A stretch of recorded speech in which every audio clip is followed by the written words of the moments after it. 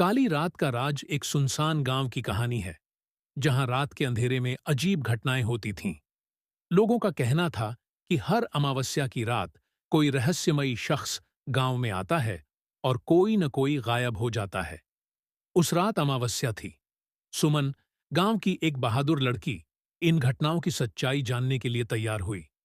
उसने अपने घर से निकलकर पुरानी हवेली की ओर रुख किया, जहां से अजीब आवाजें आती थीं।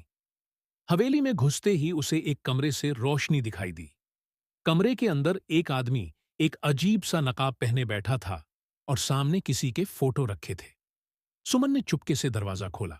तभी आदमी ने पलटकर कहा, आओ, मैं तुम्हारा ही इंतजार कर रहा था। सुमन का दिल तेजी से धड़कने लगा। उसने खुद को संभालते हुए पूछा, तुम कौन हो? आदमी ने हंसते हुए कहा, मैं वही हूं जिसे तुम ढूंढने आई हो, लेकिन अब तुम भी इन तस्वीरों का हिस्सा बनोगी। सुमन समझ गई कि यह आदमी ही गांव के लोगों को गायब कर रहा था। उसने बिना देरी किए अपनी जेब से मिर्च पाउडर निकाला और आदमी की आंखों में फेंक दिया। आदमी चिल्लाने लगा और सुमन ने दरवाजा बंद कर पुलिस को फोन किया।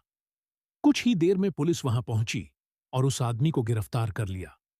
वह एक भगोड़ा अपराधी था, जो गांव में लोगों को अगवा कर तस्करी करता था। सुमन की बहादुरी से न सिर्फ अपराधी पकड़ा गया, बल्कि गांव में फिर से शांति लौट आई।